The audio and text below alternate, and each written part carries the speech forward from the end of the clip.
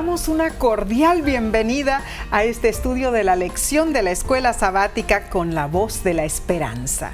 Si te has unido por la televisión, por YouTube o Facebook o quizá por audio también, te agradecemos por acompañarnos. Esta semana estaremos repasando la lección número 2 para el 8 de enero de 2022 y se titula El mensaje de Hebreos. Antes que nada, ¿qué te parece, Nesí, si elevamos una oración a nuestro Padre Celestial? Padre que moras en los cielos, gracias por esta oportunidad. Un nuevo año ha comenzado y nos sentimos felices de poder empezarlo estudiando y abriendo las riquezas que se encuentran en la palabra tuya. Ahora te pido sabiduría, que todo lo que digamos y hagamos sea para honra y gloria tuya. En el nombre de Cristo Jesús. Amén. Amén. El texto de esta semana se encuentra en el libro de Hebreos, capítulo 8, versículo 1. Ahora bien, el punto principal de lo que venimos diciendo es que tenemos tal sumo sacerdote, el cual se sentó a la diestra del trono de la majestad en los cielos. Cristo no es un sumo sacerdote común, como los que había en el sacerdocio arónico.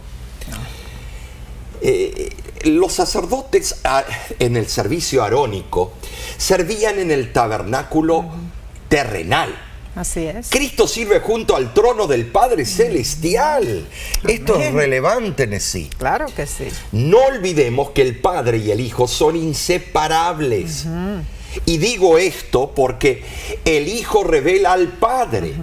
Es el reflejo del Padre. Para entenderlo en términos humanos, es como cuando miramos al sol. No vemos el sol en sí porque puede destruir nuestra vista. Claro. Sino sus rayos. Así tampoco vemos al Padre, sino al Hijo, pues el Padre es invisible, habita en luz inaccesible, a quien ninguno de los hombres ha visto ni puede ver.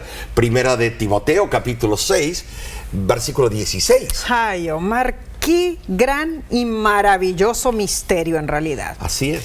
Ahora, entendamos esto.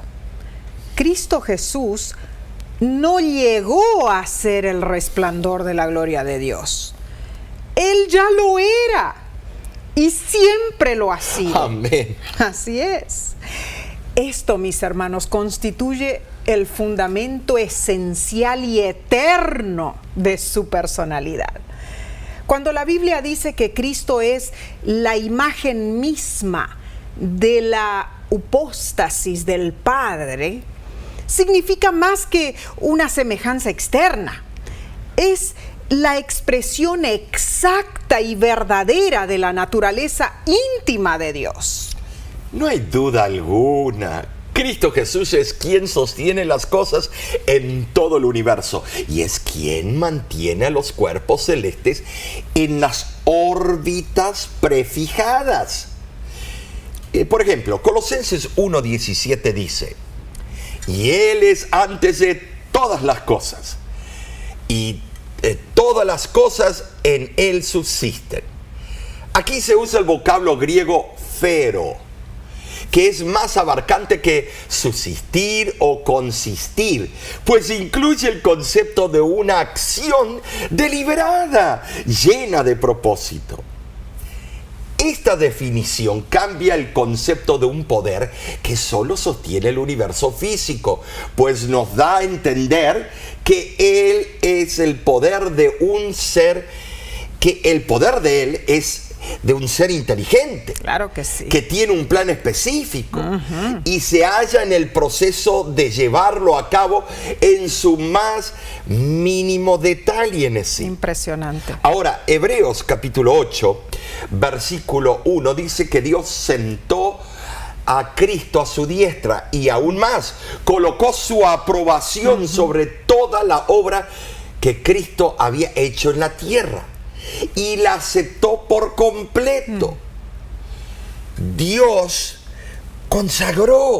consagró a Jesús como sumo sacerdote. Amén. Y por lo tanto le dio autoridad para que se desempeñara la responsabilidad de mediador del ser humano. Esto es increíble, Nessie. Y es muy importante, Omar. Pero esperemos un momentito aquí, detengámonos unos instantes. Dice Pablo que a Cristo se le concedió que se sentara a la diestra de la majestad en las alturas. Es un trono duplo. ¡Wow! Bueno, ¿por qué le concedió esa responsabilidad? Porque él había logrado la purificación completa de los pecados. Cristo Jesús había triunfado donde fracasó Adán. Él había ganado el derecho de hablar y actuar en favor de la humanidad. Por lo tanto, muy lejos de sentarse simplemente a descansar, Cristo Jesús debía cumplir un servicio específico. Eso es correcto. Al verlo en la línea profética desde su ascensión hasta el año 1844, Cristo Jesús estaba parado a la diestra de su Padre. Ahora menciona que se sienta a la diestra de su Padre. Esto significa que le fue añadida la responsabilidad de un juez, además de mediador. Cuando un juez se sienta para presidir una asamblea, ocupa su solio de magistrado y comienza el procedimiento judicial. Así también Cristo se sentó a la diestra de Dios y recibió un reconocimiento de sí, un reconocimiento oficial, podemos llamarlo, claro que sí, ante las multitudes universales congregadas, comprobando que Él actuaba por la designación y la voluntad de su Padre, el Dios, todopoderoso. Amén, Omar. Qué hermosa lección estudiaremos esta semana. El mensaje esencial de Hebreos es que Jesús es Dios. Precioso, Omar. Ahora, veamos la lección del domingo, 2 de enero. Se titula "Jesús es nuestro Rey". ¡Ay, qué hermoso título! El autor de la lección comenta que el punto principal de Hebreos es que Jesús es el gobernante que se sentó a la diestra del Padre. Como Dios, Jesús siempre ha sido el dueño del universo. Pero cuando Adán y Eva pecaron, Satanás se convirtió en príncipe de este mundo. Juan 12:31. Sin embargo, Cristo vino y derrotó a Satanás en la cruz, recuperando el derecho a gobernar a quienes lo aceptan como su Salvador. Y esto lo vemos en Colosenses 2, del 13 al 15. Los 2 primeros capítulos de Hebreos se enfocan especialmente en la inauguración de Jesús como Rey. Claro. Para entender la dinámica, Nessie, de lo que ocurre en los textos iniciales del libro, debemos ir a Hebreos 1, del 5 al 14. Te invitamos a leer estos versículos en tu tiempo de estudio de la Biblia. Amén. Tiempo personal. Los versículos de Hebreos 1, capítulo 1, versículos del 5 al 14, están configurados en 3 diferentes secciones. 3. Así es. Y estas secciones presentan la entronización y coronación de Jesús. Es maravilloso. Primero, Dios el Padre establece a Cristo como su Hijo real. Hebreos 1:5. Segundo, Dios presenta a su Hijo a la corte celestial, a los ángeles, y les dice que lo adoren. Hebreos 1:6.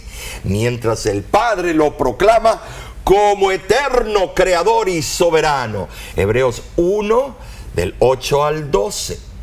Y en tercer lugar, Dios el Padre entroniza al Hijo. De esa manera, dándole el poder sobre la tierra y la victoria sobre Satanás, el usurpador. Hebreos 1, 13 y 14. Algunos teólogos insisten en que no debemos destacar el elemento temporal de este específico momento en el tiempo, o sea, el momento de la coronación. En realidad, debemos recordar que Cristo era Dios antes de la encarnación. Cristo era Dios durante la encarnación. Y Cristo es y será Dios después de la encarnación.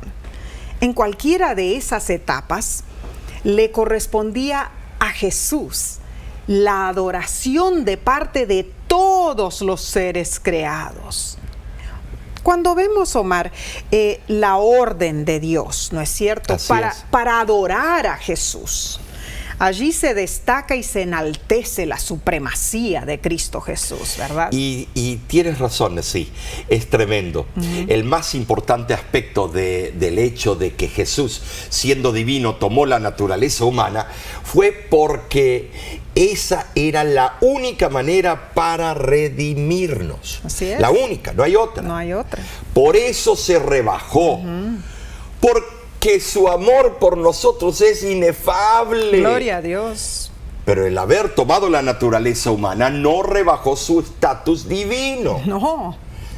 Entonces, decimos con seguridad que si vemos y creemos en Cristo, vemos y creemos en Dios, el Padre. Esta es la base de nuestra fe.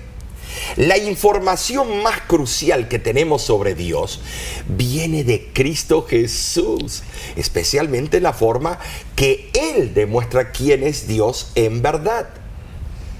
Ahora, las historias que leemos en los evangelios nos son tan familiares que a veces perdemos de vista el impacto real. Muy cierto es. Y cuán maravilloso es Cristo Jesús.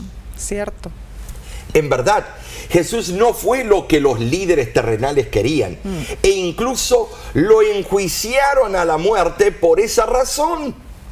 Así fue. Jesús vino para mostrarnos quién es Dios en una manera impactante y asombrosa. Amén. ¿Por qué lo hizo así? Porque Él es absoluto. Amén. Porque Él es completo y porque Él es el único que nos salva. Alabado sea el Señor. Amén. Sí. Y Omar, debo leer del Deseado de todas las gentes, página 457, dice: lo único que nos permite obtener una comprensión más perfecta de la verdad consiste en que mantengamos nuestro corazón enternecido. El alma debe ser limpiada de la vanidad y el orgullo, y Cristo debe ser entronizado en ella. La ciencia humana es demasiado limitada para comprender el sacrificio expiatorio. El plan de la redención es demasiado abarcante para que la filosofía pueda explicarlo. La ciencia de la salvación no puede ser explicada, pero puede ser conocida por experiencia. Solamente el que ve su propio carácter pecaminoso puede discernir la preciosidad del Salvador. Amén. Cristo Jesús es el único que nos puede salvar, y esto no lo podemos explicar con palabras humanas. Solo podemos sentir su amor y aceptar su perdón. El argumento del apóstol Pablo es que Cristo Jesús es verdaderamente divino, como Hijo de Dios. Él explica sin lugar a dudas que Jesús es de naturaleza única. Cristo es el único que puede desenmascarar al engañador. Cristo es la única esperanza del pecador perdido. Y esta es una innegable verdad. Jesús es eterno y es soberano en el universo. Omar, cuando pensamos en eternidad, soberanía de Dios, de Cristo Jesús, eso es algo como que está ya tan lejos y sin embargo, Él está aquí a nuestro lado, ¿no es cierto? Todo el tiempo. Para lo que necesitamos. Él es omnipresente. Ahora, mis hermanos, mis hermanas, ¿acaso no les trae consuelo saber que en medio de nuestras luchas tenemos a Cristo Jesús, el Rey de Reyes y Señor de Señores a nuestro lado? Esta es una seguridad maravillosa en realidad. Omar, esta lección nos está regalando una comprensión más profunda de nuestro Salvador.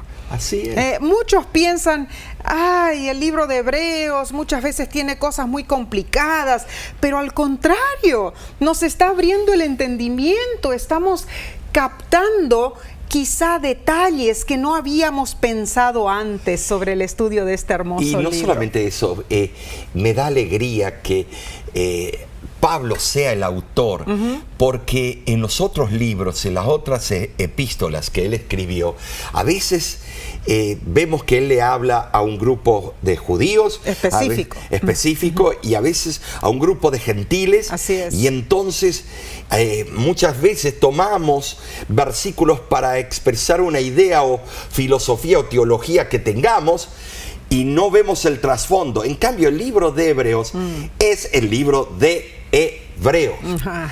Entonces, escrito para todos nosotros. Para también. Todos nosotros. Claro. Y hablando de la dinámica del pueblo hebreo. Tremendo, tremendo. Increíble, Omar, pero aquí no termina porque vamos a seguir estudiando la parte del lunes, pero lo haremos después de una corta pausa. Volvemos enseguida.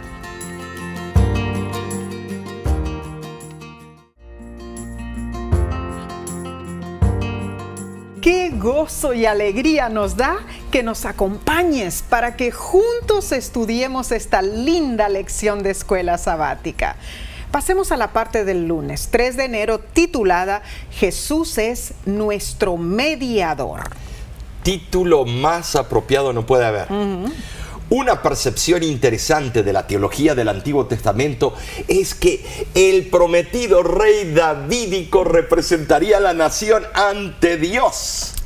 Ahora, ¿qué promesas hechas a Israel se cumplirían a través de ese prometido rey davídico? Bueno, hay varios textos que explican esas promesas. Así es. Número 1, Nesí. En Éxodo capítulo 4, versículo 22 al 23, Dios asegura a través de Moisés que Israel es su hijo. Amén. Al declarar que Israel es el primogénito de Dios, Moisés usó un lenguaje familiar al rey de Egipto. Pues cada faraón se consideraba el hijo del dios Sol, Amon-Ra. Interesante. En segundo lugar, en 2 de Samuel capítulo 7, versículos 12 al 14, Dios afirma que destruiría a sus enemigos, les daría un nombre grande. Además, les prometió la venida del Mesías y si obedecían, verían la misericordia de Dios. Fueron certeras esas promesas. Y en número 3 vemos que en Deuteronomio 12:10 Dios dice, os daré reposo. En el Antiguo Testamento hay hermosas promesas de descanso. Descanso en la presencia de Dios, según Éxodo 33:14. Descanso del trabajo y del temor, Isaías 14:3. Y descanso o liberación de los enemigos, como Deuteronomio 12:10 lo explica. Por último, número 4. En Salmo 132 del 11 al 14, Dios asevera que pondría sobre su trono la descendencia de Israel, bendeciría abundantemente su provisión. En verdad, Israel habría gozado de prosperidad si hubiera seguido el plan divino. Dios fue claro a través del rey davídico las promesas que se cumplirían. El rey davídico sería el representante de Israel ante Dios. Ahora, la introducción de un representante hacía posible la relación eterna del pacto con Dios. Pero todo dependía de la fidelidad de una persona, el rey davídico. Lamentablemente casi todos los reyes fueron infieles y Dios no bendijo a Israel como hubiera querido. Qué triste. En el Antiguo Testamento vemos historia tras historia de los reyes frívolos e ingratos a Dios. Eran terribles, sí. Eran promiscuos, hechiceros. Además, hubo ruptura en la manera falaz de los que debieran haber representado a Jehová en el templo. ¡Oh, qué terrible situación! En vez de estar vestidos de salvación, los sacerdotes profanaron el verdadero culto. Y eso lo vemos en el libro de Ezequiel, claro que sí, que adoraban al dios Sol. Así, en Ezequiel 22:26 nos dice a qué condición llegaron los líderes religiosos. Veamos. Sus sacerdotes violaron mi ley y contaminaron mis santuarios. Entre lo santo y lo profano no hicieron diferencia, ni distinguieron entre inmundo y limpio, y de mis días de sábado apartaron sus ojos, y yo he sido profanado en medio de ellos. Qué triste situación, Omar, porque los sacerdotes tenían la misión de instruir al pueblo. ¿Sobre qué? Sobre los requerimientos divinos. Ellos eran los que debían enseñar la distinción entre lo santo y lo profano, y además debían educar al pueblo en cómo debía guardarse el sábado, pero en todo habían sido infieles. ¿Saben? Sí, estos supuestos mediadores hicieron estragos con la ley de Dios. Así es. Pero luego, más adelante, el cristianismo hizo lo mismo. Porque cierto. Ezequiel 22:26 se refiere también a un sacerdocio falso en el tiempo del fin. Muy cierto. Vemos nosotros que estos supuestos mediadores entre la tierra y el cielo adulteraron el verdadero ministerio que apuntaba al Mesías, que quitaría el pecado del hombre. Cierto. Esta acusación tiene un paralelo notable en nuestros días. Como lo mencionaste, claro. Claro. Así es. Las profecías de Apocalipsis, capítulos 12, 13 y 14, manifiestan que Dios pide una reforma en lo que atañe a volver al verdadero día de reposo, el séptimo día, el sábado. Esta reforma ha de preparar al mundo para la segunda venida de Cristo. El mensaje debe ser proclamado. Lamentablemente, la reacción es similar a la que hubo en tiempos de Ezequiel. Los hombres apartan sus ojos para no ver la obligación que tienen de guardar el verdadero día del Señor. Y por consiguiente, niegan las claras evidencias bíblicas y dicen: no nos resulta claro, a pesar de que Cristo, nuestro intercesor, dijo que Él es aún el Señor del sábado. Ahora, la buena noticia es que Dios envió a su Hijo para nacer como hijo de David. Y alabado sea Dios, porque Él fue perfectamente fiel.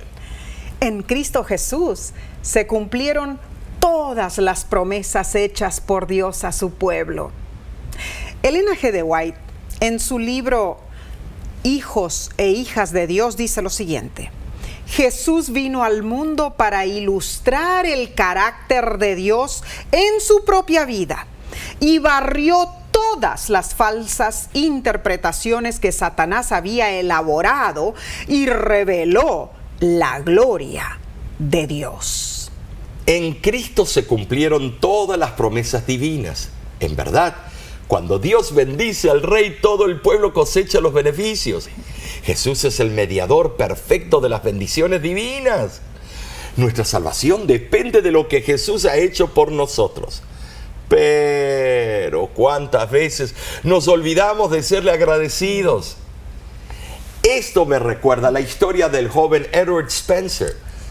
Ocurrió que el 8 de septiembre de 1860, el barco a vapor Lady Elgin chocó contra una goleta llamada Augusta en el lago Michigan, a 2 kilómetros de un pueblo. Wow.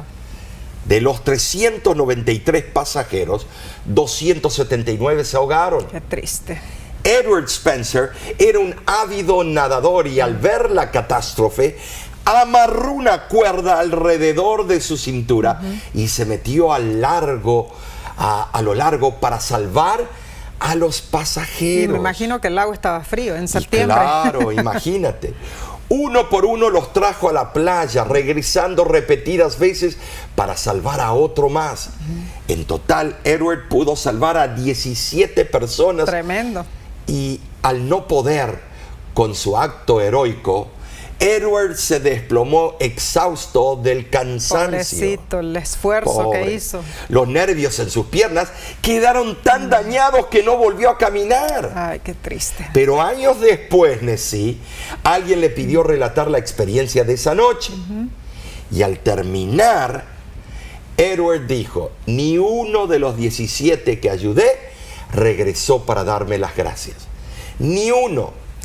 Imagínate lo que piensa Dios, Nessie, de nosotros cuando olvidamos de dónde nos sacó para regalarnos esa salvación, Nessie. Ay, Omar, impresionante. Entonces, hermanos, ¿qué debemos hacer? Decir gracias, Padre Santo, gracias por darnos a tu Hijo Cristo Jesús. Que cada día salgan de nuestros labios palabras de agradecimiento por su inconmensurable amor. Así debe ser. Precioso estudio estamos teniendo, Omar. Pero pasemos a la sección del martes, 4 de enero. Se titula Jesús, nuestro defensor. Ahora, esto me llama la atención, claro, porque cada traductor tiene su manera de expresar las palabras. Lo menciono, Omar, porque la traducción literal del inglés del título de este día es en verdad Jesús, nuestro campeón. Muy interesante decir, porque así debe ser. Claro. Jesús es nuestro campeón. Amén. El pueblo de Israel buscaba un rey campeón. También, claro. Por esos deseos solo se podían cumplir en Jesús. Bueno, es que nadie más lo podía cumplir. Nadie en más, realidad. ni un ángel, ni un querubín. No. Para tener una idea abarcante sobre esto, debemos hacer una comparativa entre Primera de Samuel, capítulo 8, versículos del 19 al 20, y Hebreos, capítulo 2, versículos del 14 al 16. Así es. El primer versículo dice: pero el pueblo no quiso oír la voz de Samuel y dijo: no, sino que habrá rey sobre nosotros, y nosotros seremos también como todas las naciones, y nuestro rey nos gobernará y saldrá delante de nosotros y hará nuestras guerras.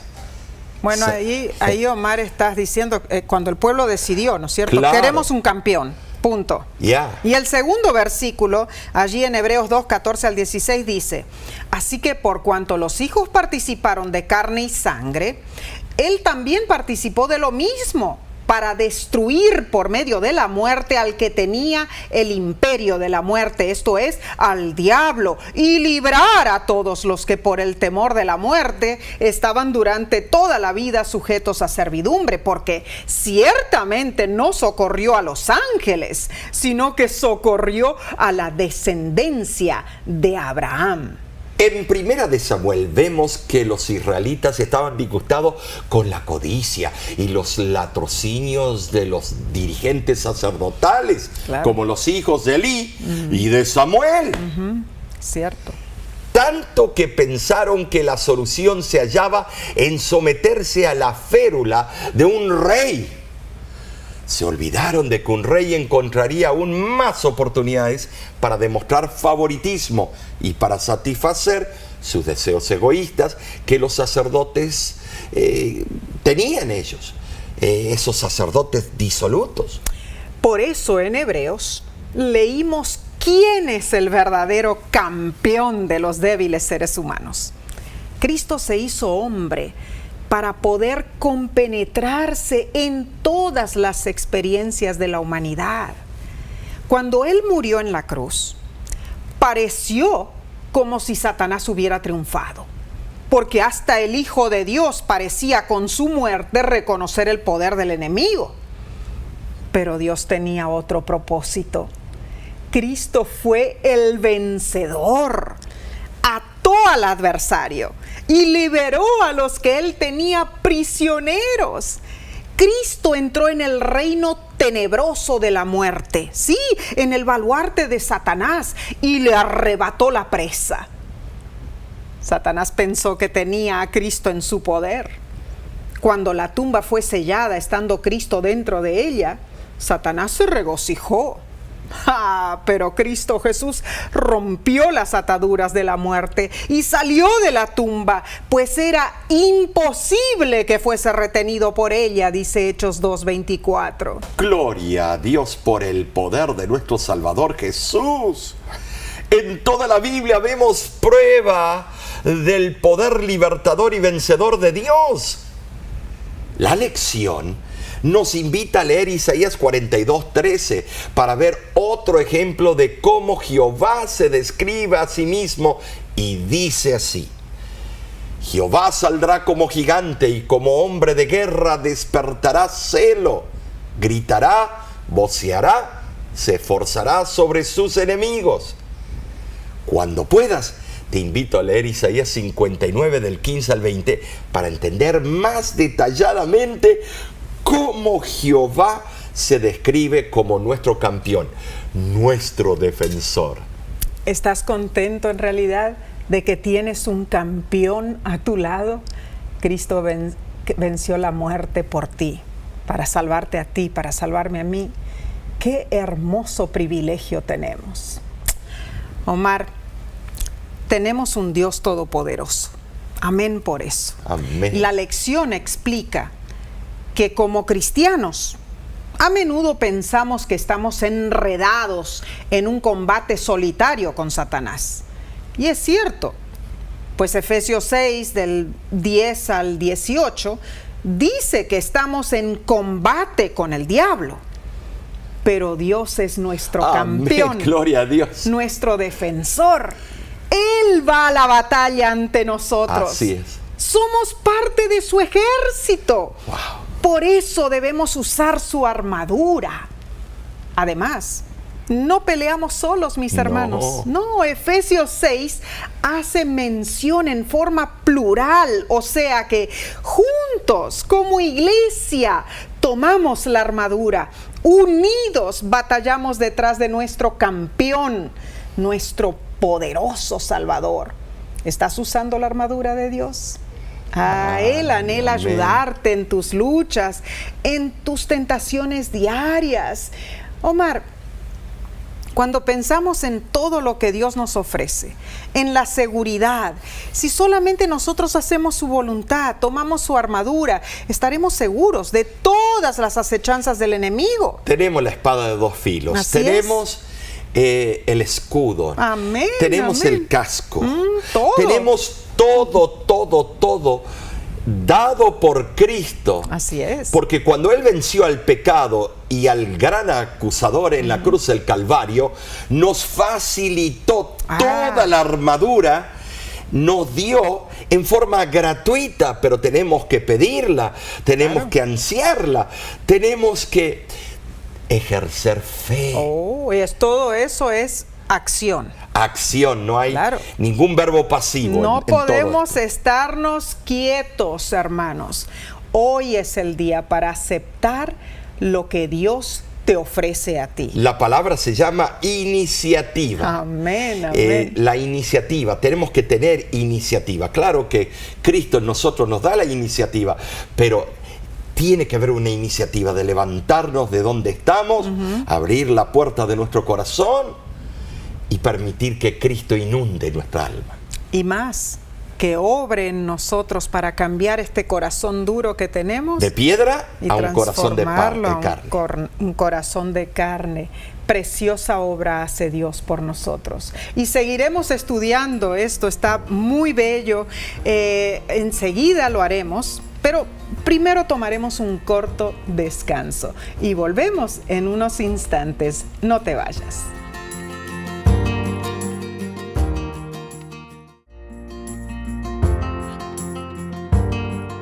Agradecemos a Dios porque te ha permitido acompañarnos para estudiar juntos su santa palabra. Pasemos a la lección del miércoles 5 de enero, titulada Jesús es nuestro sumo sacerdote. Hebreos capítulo 5 al capítulo 7 introduce otra importante función de Cristo Jesús. Él es nuestro sumo sacerdote. Amén, gloria a Dios por eso. Amén, amén. El autor de la lección explica que esto cumple lo prometido por Dios, que Jesús sería un sacerdote para siempre en el orden de Melquisedec. Así es. Ahora, para comprender esto debemos estudiar qué funciones cumplían los sacerdotes de antaño. Número 1, mediaban entre Dios y el hombre. Número 2, ofrecían sacrificios a Jehová en favor de los hombres por sus pecados. Número 3, enseñaban la ley al pueblo. Eran expertos en los mandamientos de Dios. Número 4, podían encontrarse con Dios en el tabernáculo. Número 5, finalmente los sacerdotes tenían la responsabilidad de bendecir a los hijos e hijas de Dios. Estos puntos son muy importantes en realidad, pero nosotros somos llamados real sacerdocio de Cristo, según 1 de Pedro 2:9. Esto nos lleva a la pregunta, ¿qué implica esto? Los cristianos, como sacerdotes que somos, debemos ofrecer a Dios los sacrificios espirituales. Claro que sí. Esos sacrificios espirituales mencionados en 1 de Pedro 2:5. Y también debemos, como un conjunto de creyentes completamente consagrados a Dios, ofrecernos a nosotros mismos como sacrificios vivos. Ahora, Omar, no necesitamos de sacerdotes humanos. ¿Ya no? No, ningún sacerdote humano para que sirva como mediador entre nosotros y Dios, porque solo hay un mediador entre Dios y el hombre. ¿Y quién es? Jesucristo, claro. Amén. Así como Dios en un principio apartó a la nación judía para que diera testimonio de los principios del gobierno celestial, más tarde llamó a la iglesia cristiana, sí, a nosotros, a ti, a mí, a ti, Omar, para que seamos una nación santa, que lo representemos a Dios aquí en la tierra. Y eso es muy cierto, sí, pero no olvidemos que Cristo compró con su sangre a la iglesia y la considera, en un sentido especial, su posesión adquirida. Amén. Los cristianos debemos, como lo hacía Jesús, revelar a Dios ante el mundo. Sí es, claro. ¿Cómo? Por medio de la simpatía de una personalidad semejante a la de Cristo. Así es. Y su compasión expresada en nuestros hechos. Amén. Tenemos un importante encargo: colaborar con Dios en su obra de salvar al mundo. Él desea que enseñemos y expliquemos sus leyes y preceptos a otros. ¡Qué privilegio y qué responsabilidad!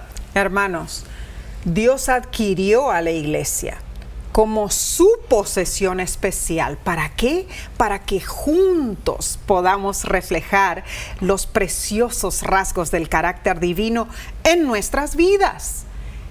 Y proclamemos la bondad y la misericordia de Dios a todos los hombres.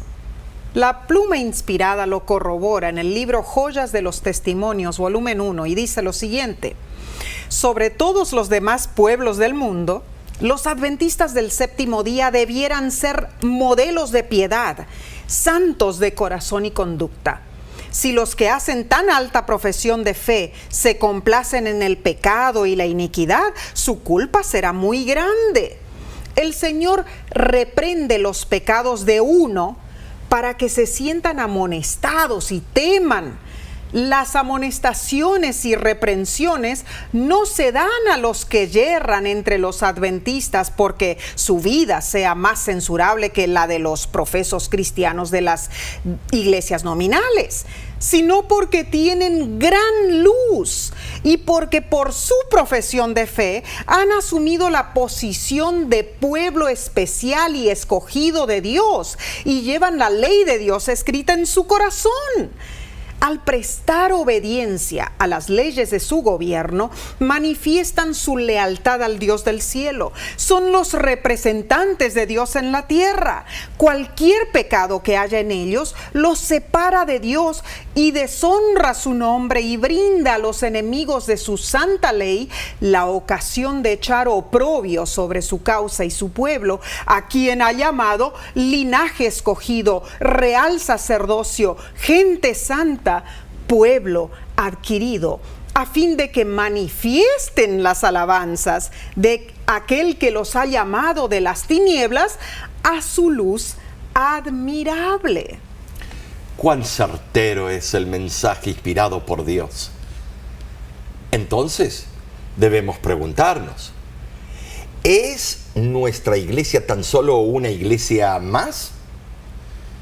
¿Qué nos distingue del resto del cristianismo? ¿Qué justifica nuestra existencia? Hay una gran diferencia, hermanos. Amén. Como adventistas del séptimo día, presentamos toda la verdad. Muchas iglesias llevan a las personas a Cristo, pero si se excluyen las grandes verdades para esta hora, es un evangelio incompleto. La Biblia siempre debe ser presentada en forma completa. Claro que sí. El engaño implica mezclar la verdad con el error y más sutilmente no decir toda la verdad. No somos simplemente otra iglesia. No. Somos el movimiento final que Dios levantó en un momento profético con un mensaje profético centrado en Cristo y en su gracia para restaurar toda la verdad y preparar al mundo para su regreso. Amén. Hermanos, ¿captamos la responsabilidad que Dios nos ha dado en estos últimos días del gran conflicto entre Cristo y Satanás? ¿Cuán seriamente debemos tomar este encargo divino? La autora Elena de White lo explica de esta manera. En un sentido muy especial, los adventistas del séptimo día han sido colocados en el mundo como centinelas y transmisores de luz. A ellos ha sido confiada la tarea de dirigir la última amonestación a un mundo que perece. La palabra de Dios proyecta sobre ellos una luz maravillosa. Una obra de la mayor importancia les ha sido confiada: proclamar los mensajes del primero, segundo y tercer ángeles.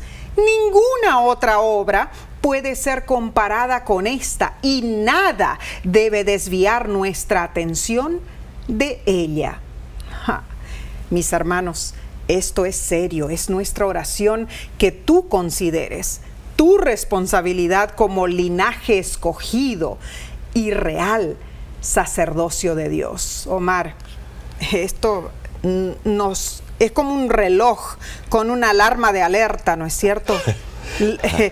Como adventistas del séptimo día, mis hermanos, no debemos pasar la oportunidad de predicar a otros, de contar a otros la maravillosa verdad que conocemos. Y toda la verdad.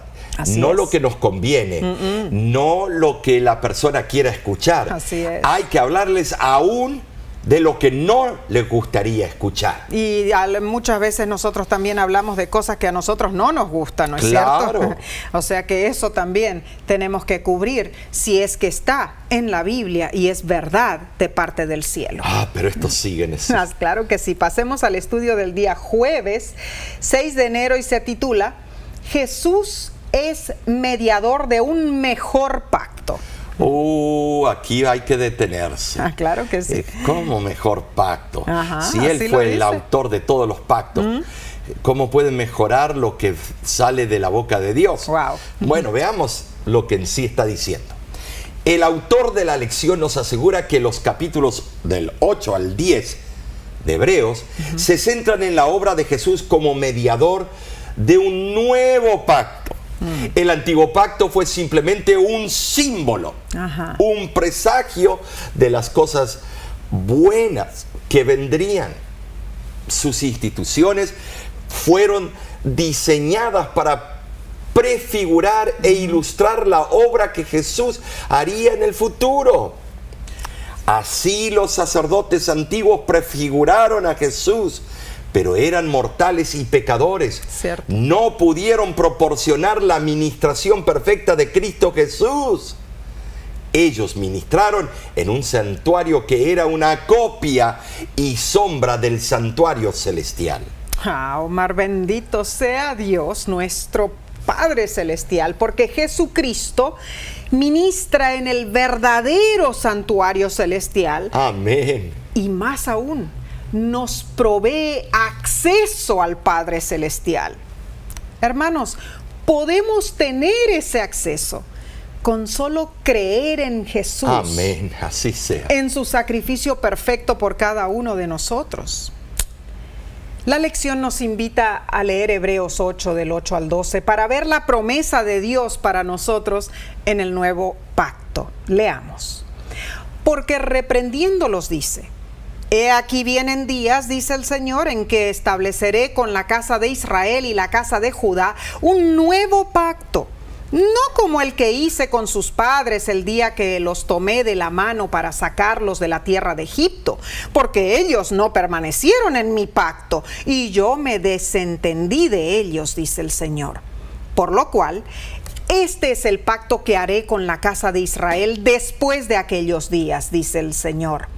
Pondré mis leyes en la mente de ellos, y sobre su corazón las escribiré, y seré a ellos por Dios, y ellos me serán a mí por pueblo. Y ninguno enseñará a su prójimo, ni ninguno a su hermano, diciendo: conoce al Señor, porque todos me conocerán, desde el menor hasta el mayor de ellos, porque seré propicio a sus injusticias, y nunca más me acordaré de sus pecados y de sus iniquidades. Hermosa promesa.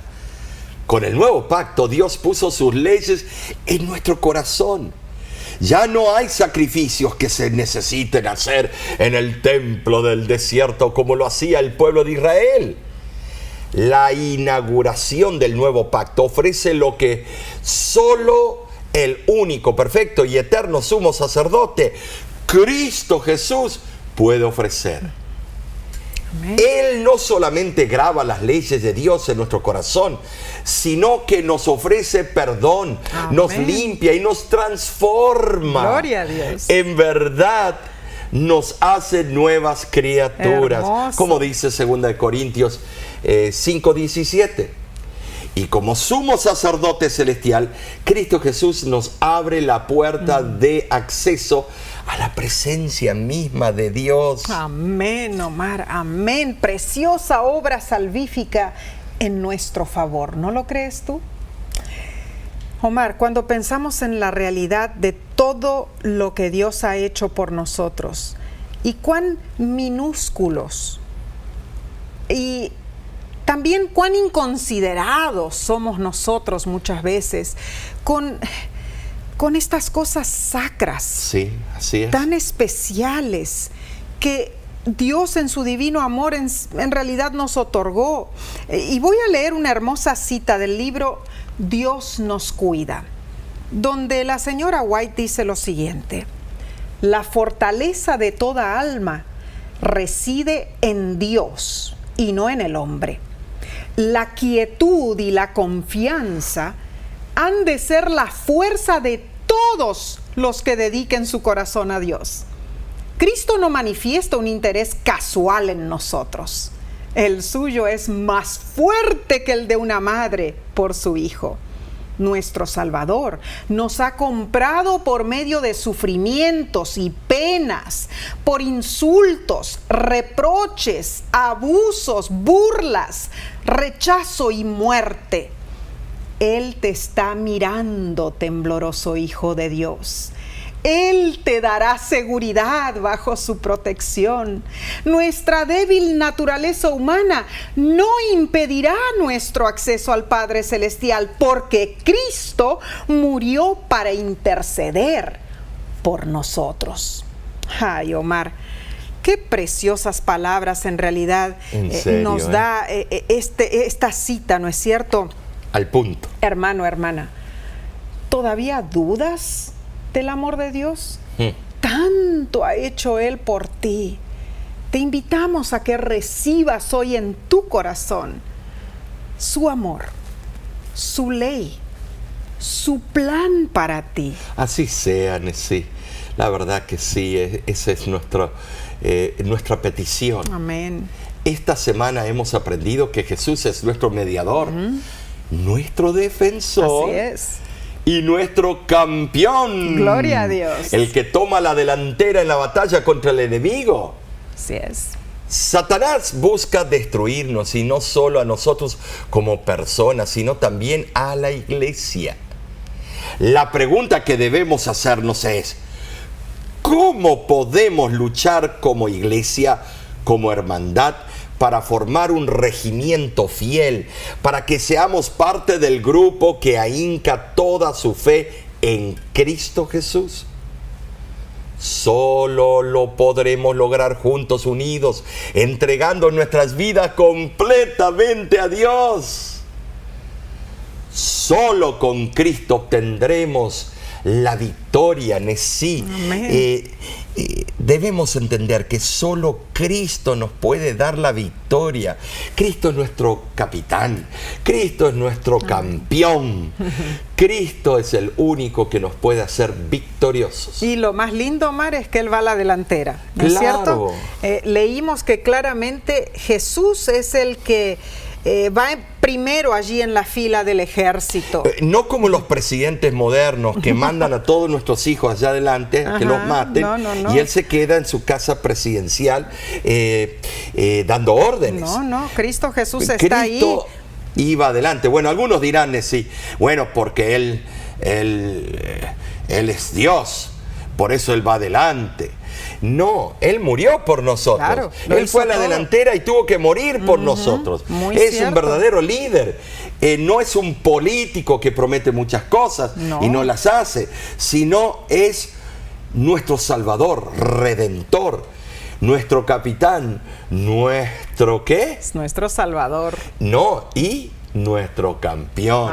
Claro que Los que nos gusta el deporte, ser campeón es lo máximo. Quedar en segundo lugar es, bueno, segundo perdedor o tercer perdedor. La verdad que queremos ganar, queremos ser campeones. Cuando jugamos un torneo, un campeonato, cuando llega el campeonato mundial de fútbol, queremos que nuestro país sea el campeón. Pues tú y yo tenemos un campeón. Su nombre es Cristo Jesús. Hermoso, mis hermanos. Nos hemos gozado en este bendecido estudio de la lección de esta semana. Pero es solamente la lección número 2, Omar, porque aquí no queda todo, aquí no termina esto. Cada vez mejor. Continuaremos con un estudio aún mejor, como lo dijiste, Omar. La lección de la semana que viene se titula Jesús el Hijo Prometido. Va a estar bella esa lección. Esto. Te invitamos a unirte nuevamente con nosotros. Y no te olvides de compartir lo que ves con otros, para que ellos también puedan ser bendecidos. Recuerda, tus amigos, tu familia, todas las personas en tu ámbito. Utiliza las plataformas que sueles usar. Y comparte el canal de YouTube, que se suscriban tus amigos, tus familiares. Mientras más son, más se va a diseminar la palabra de Dios. Amén. Y las verdades que se encuentran en ella. Esa es la voluntad para todos nosotros, mis hermanos. También nos puedes ver en los canales de televisión alrededor del mundo y también las radiodifusoras. Claro que sí. Tenemos mucho material para que tú aproveches. Amén. Conéctate con nosotros. Amén. De nuestra parte, Nessie, ¿qué le decimos al público? Te decimos a ti que te apreciamos mucho en el amor del Señor y deseamos para ti que Dios te bendiga y te guarde. hasta la próxima semana.